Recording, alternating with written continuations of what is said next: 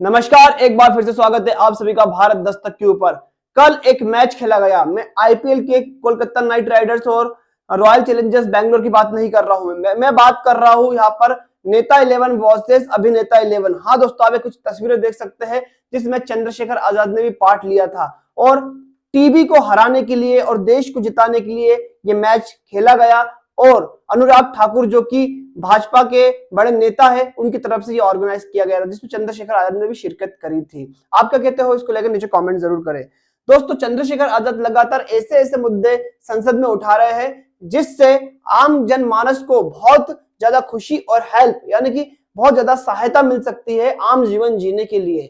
लगातार हेडपंप का मामला हो, लगातार किसी ट्रेन का मामला हो जो कि सहारनपुर से दिल्ली के बीच या लखनऊ के बीच चलाई जाए, जिसे हम वंदे भारत ट्रेन कहते हैं, और लगातार जो एट्रोसिटीज हो रही है दलितों के ऊपर, पिछड़ों के ऊपर, मुसलमानों के ऊपर, उसको लेकर वो लगातार मुखर आवाज अपनी उठा रहे हैं संसद के अंदर। अब दोस्तों एक खबर देता हूं मैं आपको, ये खबर पढ़िए।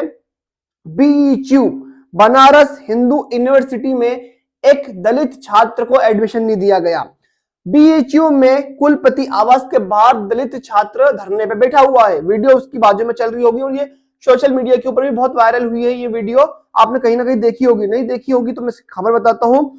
धरने पे बैठा हुआ छात्र रोता हुआ दिखाई दिया और उसका कहना था कि सामान्य में दूसरा रैंक आने के बाद, मतलब सामान्य सीट पे जनरल कैटेगरी में दूसरा रैंक आने के बाद भी एडमिशन नहीं मिला।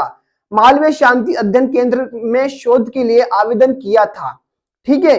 7 सीटों में से केवल 4 पे ही एडमिशन हुआ, 3 सीटें रिक्त, यानी कि 7 सीटें थी जिसमें से 4 पर एडमिशन हुआ, वो भी किन जातियों का हुआ होगा आपको पता है।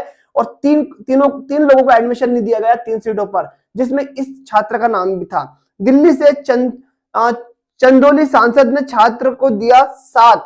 और दोस्तों अब जो समर्थन है वो निकल के आ रहा है हमारे लोगों का, और लगातार जब इस छात्र की वीडियो वायरल हो रही है कि दलितों के साथ इतना भेदभाव क्यों हो रहा है, क्या फिर हमें कोई रोहित वेमुला देखने को मिल सकता है क्या।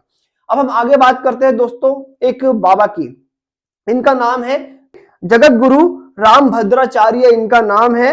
और इनका एक जो क्या बोलते हैं बयान है वो बहुत सुर्खियों में है। इनका कहना है कि बाबा साहब आम्बेडकर को संस्कृत का ज्ञान नहीं था। अगर आम्बेडकर को संस्कृत समझ होती तो वे मनुस्मृति जलाने का प्रयास नहीं करते। मनुस्मृति को गाली देने की शुरुआत मायावती ने की, जिन्हें संस्कृत का एक भी अक्षर नहीं पता। हालांकि मायावती जी की बात करूं तो वो बहुत पढ़ी लिखी महिला है और आईएएस की तैयारी कर रही थी, इस बाबा से तो ज्यादा भी पढ़ी लिखी होगी। और डॉक्टर बाबा साहब आम्बेडकर के सामने इसका स्थान कहां पर होगा ये आपको पता हुआ है। हालांकि हम सच और ठोस बातें करते हैं।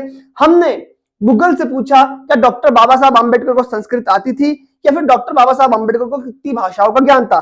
तो आप स्क्रीनशॉट देख सकते हैं या फिर खुद भी सर्च कर सकते हैं, आपकी इच्छा के ऊपर है। इसमें गूगल क्या कहता है, हाँ डॉक्टर बाबा साहब आम्बेडकर को संस्कृत भाषा का ज्ञान था, ये चैट जीपीटी कह रहा है।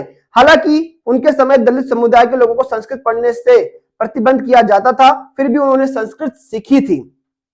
अब मैं आपको जो ग्रोक चल रहा है, जो एआई है एक्स का यानी कि एलन मस्क का, उससे मैंने अपने चैनल के माध्यम से पूछा कि भैया ग्रोक, क्या डॉक्टर बाबा साहब आम्बेडकर को संस्कृत आती थी या नहीं आती थी, क्लियर करें, क्योंकि कुछ अंधभक्त को इसका जवाब देना है। तो ये क्या कहता है ग्रोग, भैया रिसर्च से पता चला है कि डॉक्टर बाबा साहेब आम्बेडकर को संस्कृत आती थी।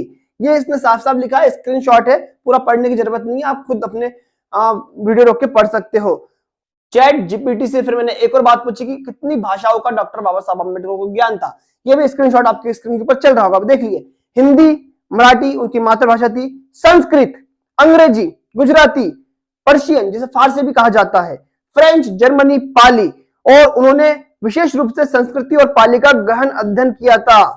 तो आप देख सकते हो ये बाबाओं को जो कि कुछ भी बोलते हैं, ये जो रामभद्राचार्य जो भी नाम है इनका, जगत गुरु अपने आप को कहते हैं, ये कुछ भी बोले कि बाबा साहब को संस्कृत नहीं आती थी इसलिए उन्होंने क्या बोलते वो मनुस्मृति जलाई, लेकिन बाबा साहब को संस्कृत बहुत अच्छी आती थी और वो बहुत अच्छे से संस्कृत जानते थे और उन्होंने मनुस्मृति को पढ़ा था, इसलिए मनुस्मृति को उन्होंने जलाया।